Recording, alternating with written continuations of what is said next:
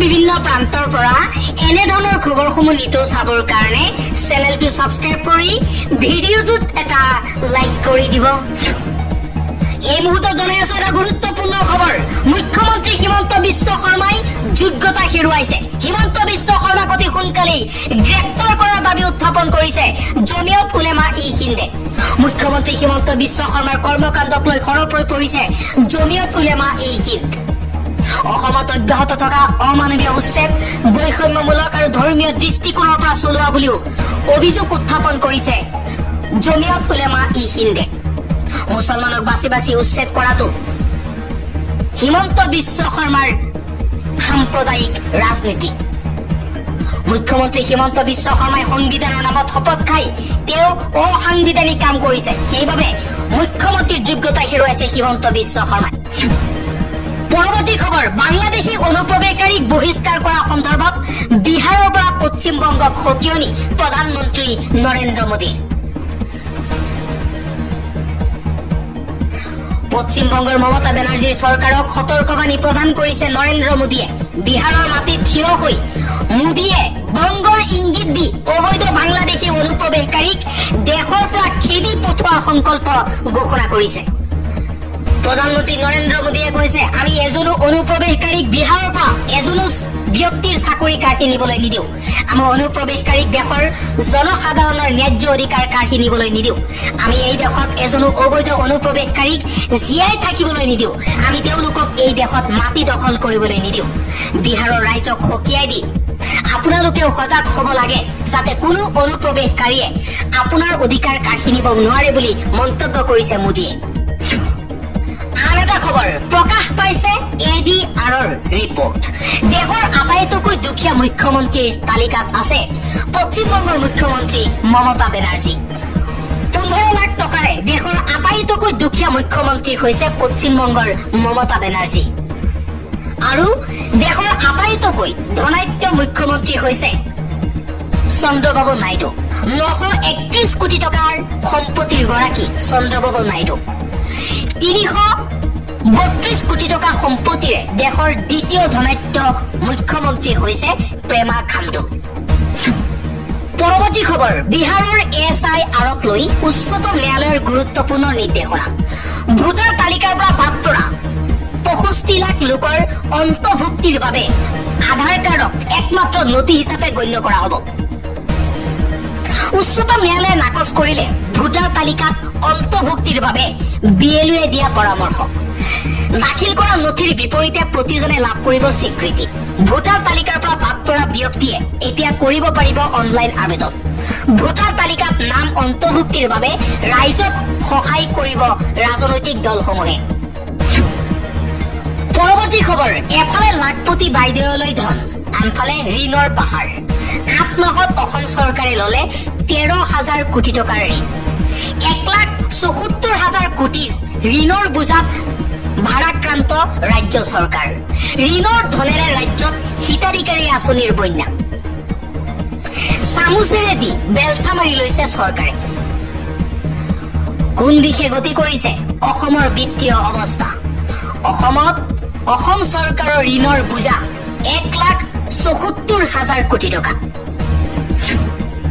আন এটা খবৰ, 50 ঘণ্টা কাৰাগাৰত কটোৱাৰ পিছত চৰকাৰী কৰ্মচাৰীৰ চাকৰি গুচি যায়, মন্ত্ৰীৰ কিয় নহয়?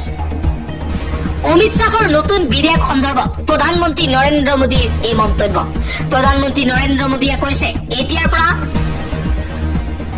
কোনোবা মুখ্যমন্ত্ৰী গ্ৰেপ্তাৰ হোৱাৰ 30 দিনৰ পাছতেই মন্ত্ৰীৰ পদ খাৰিজ কৰা হ'ব।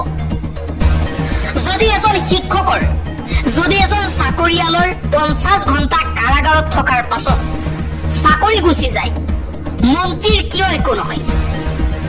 একেই ব্যৱস্থা গ্ৰহণ কৰাৰ বাবে বিজেপি চৰকাৰে বিধেয়কখন আনিছে বুলি মন্তব্য কৰিছে প্ৰধানমন্ত্ৰী নৰেন্দ্ৰ মোদীয়ে।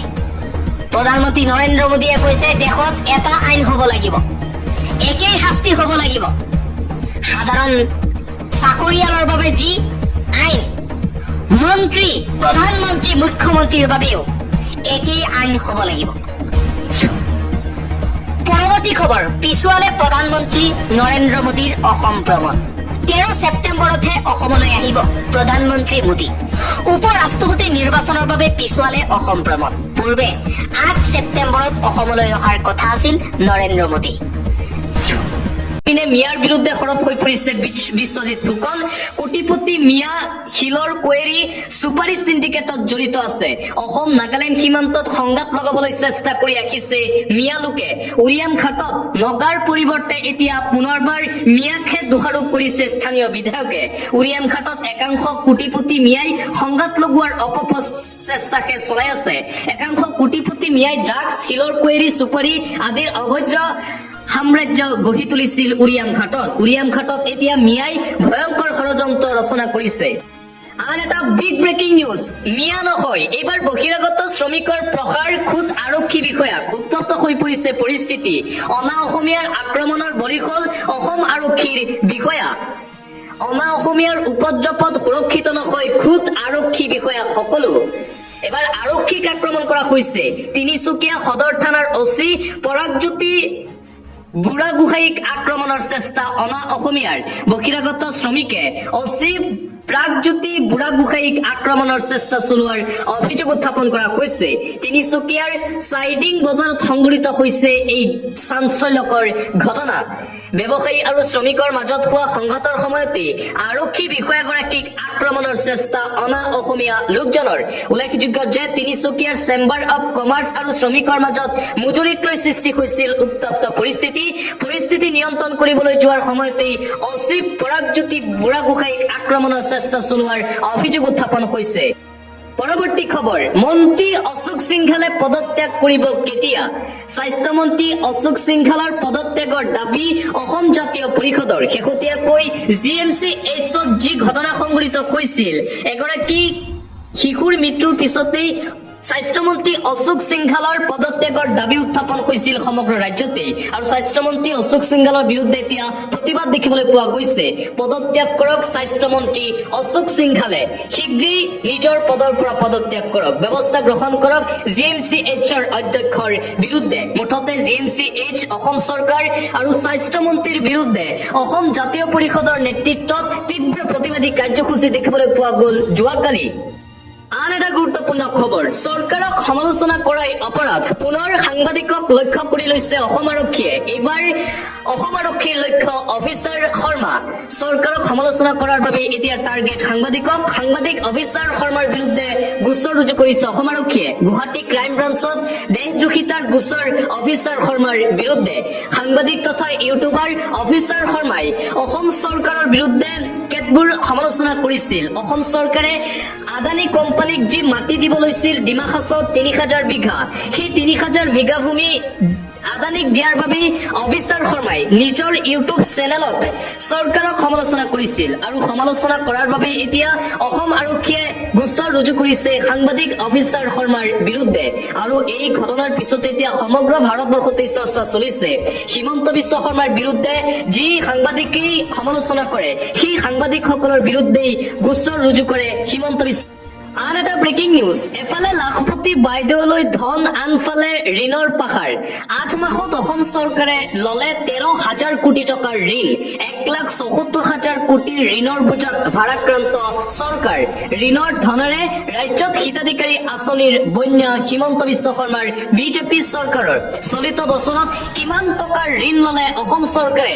চাওঁ আহক এই তালিকা 7 জানুৱাৰী তাৰিখে 500 কোটি টকা 28 জানুৱাৰী 500 কোটি টকা 4 ফেব্ৰুৱাৰী 900 কোটি টকা 18 ফেব্ৰুৱাৰী 900 কোটি টকা 25 ফেব্ৰুৱাৰী মুঠ 1,850 কোটি টকা 4 মাৰ্চ 900 কোটি টকা 11 মাৰ্চ 900 কোটি টকা 25 মাৰ্চ মুঠ 1500 কোটি টকা 22 এপ্ৰিল 900 কোটি টকা 6 মে 900 কোটি টকা 13 মে 500 কোটি টকা 1 জুলাইত 900 কোটি টকা 29 জুলাইত 500 কোটি টকা 5 আগষ্ট 900 কোটি টকা 26 আগষ্ট 450 কোটি টকা মুঠ 13,000 কোটি টকাৰ ঋণ লৈছে এই বৰ্ষত হিমন্ত বিশ্ব শৰ্মাৰ বিজেপি চৰকাৰে আৰু এতিয়া বিৰোধীয়ে সমালোচনা কৰিছে হিমন্ত বিশ্ব শৰ্মাক এফালে ঋণ লৈ পাহাৰ সদৃশ পৰিৱেশৰ সৃষ্টি কৰিছে আৰু আনফালে হিতাধিকাৰীৰ সৃষ্টি কৰি আছে হিমন্ত বিশ্ব শৰ্মাৰ বিজেপি চৰকাৰে